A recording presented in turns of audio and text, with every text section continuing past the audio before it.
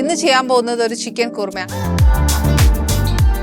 അതെന്നാ ചെയ്യുന്നതെന്നുള്ളത് നോക്കാം. എന്തൊക്കെ ആവശ്യങ്ങൾ നിന്ന് നോക്കാം. ഫസ്റ്റ് നമുക്ക് വേണ്ടത് മല്ലിപ്പൊടി, ഇത് കാശ്മീരി മുളക് പൊടി, പട്ട, ഏലക്കായ, പിന്നെ ഉള്ളത് ഇച്ചിരി ഗ്രാമ്പൂ, കുറച്ച് ഉള്ളി, പച്ചമുളക്, ഇഞ്ചി അരിഞ്ഞത്, വെളുത്തുള്ളി അരിഞ്ഞത്, പുളിയില്ലാത്ത തൈര് തന്നെ വേണം, ഇച്ചിരി ഉപ്പ്, നാരങ്ങാ നീര, ഇച്ചിരി മല്ലിയില, അത് 1/4 പാല് മാത്രമേ ഉള്ളൂ. ഇവിടെ ഇപ്പൊ ഞാൻ എടുത്തേക്കുന്നത് മൈദായ. 1 കിലോളം ഉള്ള ചിക്കൻ ഉണ്ടാവും. മല്ലിപ്പൊടി, കാശ്മീരി മുളക് പൊടി,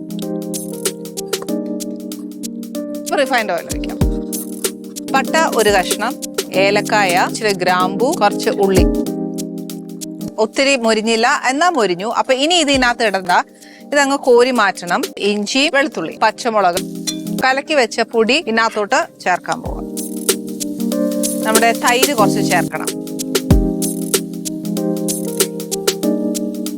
ചിക്കൻ ചേർക്കുക. നേരത്തെ നമ്മൾ വറുത്ത് വെച്ചില്ലേ ഉള്ളി, അതിന്റെ ഒരു 1/2 പോർഷൻ ഇപ്പൊ ചേർക്കുക.